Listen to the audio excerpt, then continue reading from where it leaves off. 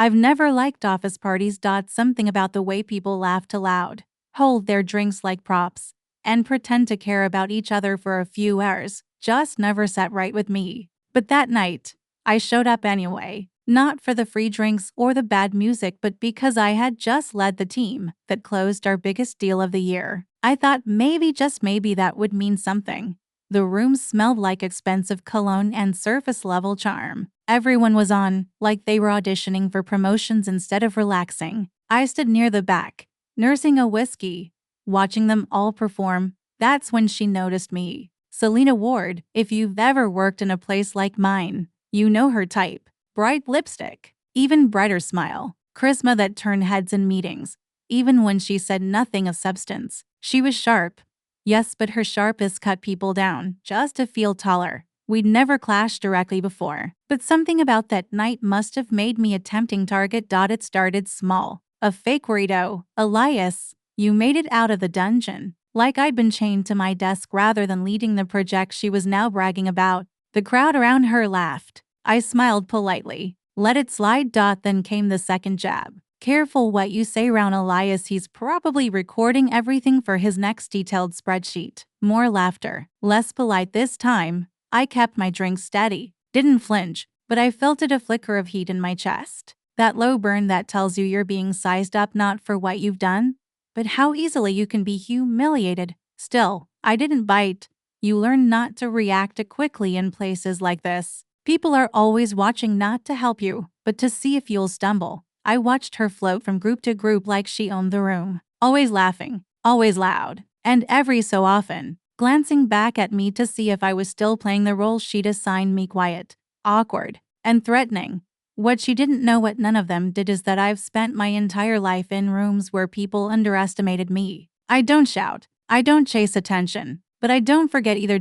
So I stayed. I smiled. I waited. Because some things don't need to be defended right away. Some things are better dismantled slowly in front of the very audience that was so quick to laugh with her. The party grew louder as the night dragged on. Liquor flowed, inhibitions loosened, and the masks everyone wore got bolder instead of falling away. I watched it all from the same quiet corner. Not because I was shy, but because I was studying her. Selena. By now she was deep in performance mode, the unofficial MC of the night. Every conversation somehow bent toward her orbit. Every inside joke was one she controlled. And somewhere along the way, I stopped being a person too. Her eye became material. It wasn't enough that she'd made me the butt of a few jokes. No, now I was her theme. A junior analyst asked me a simple question about a client. File, clearly nervous, clearly new. Before I could answer, Selena cut in, voice bright with fake concern. Oh, careful,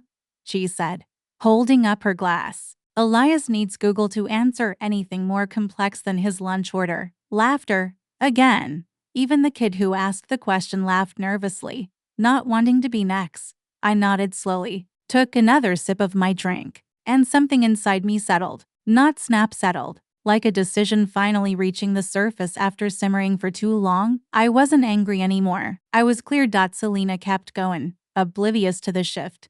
She mocked my quiet demeanor, called me the office ghost, said I probably had a spreadsheet for social interactions. She'd found her rhythm, and she was riding it like a wave. The crowd laughed harder now, not because it was funny, but because they were relieved it wasn't them. That's the thing no one wants to admit in rooms like this. Complicity is easier than confrontation. But I saw it. The flickers of discomfort, the sideways glances, the people who laughed too late, too forced. A few who didn't laugh at all. She didn't notice. She was too busy basking in the attention, too busy throwing matches, not realizing the room was already full of gasoline. I felt something close to pity. She had no idea what was coming.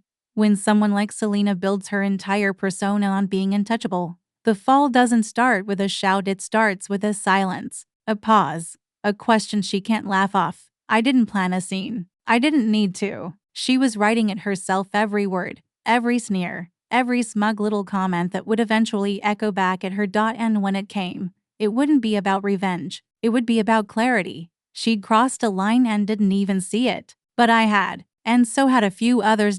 So I waited. I let her raise her glass and sharpen her voice. Let her believe she was untouchable. because the most powerful thing I could do in that moment was let her walk straight into her own downfall. Asterisk, she stood near the center of the room now, framed by dim golden light and the hush of people pretending to still enjoy themselves. Selena held her champagne flute like a trophy, her voice rising over the thinning chatter. "To Elias," she said suddenly, turning toward me with that same exaggerated grin, "for always being so dependable, like a printer that jams just when you need it most." Laughter, again, but this time it was strained. Something had shifted. The air was heavier now. Everyone looked at me, and I felt the weight of their anticipation. Would I laugh? Would I shrug it off? Would I finally snap? I didn't do any of those things. Instead, I smiled, not politely, not nervously, but with absolute, surgical calm. The kind of smile that doesn't invite laughter, it warns of silence. Selena's smirk twitched. I set down my drink, stepped forward slowly. The space between us closed like a noose. The crowd parted. Not dramatically, just enough. People don't want to be too close when the temperature drops. I looked her in the eye. "I get it," I said. "It's just a joke, right?" She chuckled. "Exactly. Don't be so sensitive, Elias." I nodded. "Of course, just a joke." Then I tilted my head, still smiling. "So is what you've got." That hit differently. The room didn't erupt. It didn't need to. It held its breath. Selena blinked, thrown off for the first time all night. Her eyes darted, looking for someone to rescue her with a laugh or a playful insult, but none came. I didn't raise my voice. I didn't insult her looks or call her names. I just let the words settle, measured, factual, impossible to dodge. Behind the jokes, behind all that charm, I continued quietly. There's this fear that if you stop talking, no one will listen. That was it. That was the line that broke something open. She opened her mouth to fire back, but nothing came. She laughed, but it was brittle, cracking at the edges. I turned slightly to the others now, not to rally them, but to release them. We all laugh because it's easier, but tonight, it stops. No one clapped. No one needed to. I picked up my drink again, nodded once, and walked away, leaving her standing there, glass still raised, face frozen in the space between disbelief and exposure, because the truth doesn't need applause. It just needs to be heard once.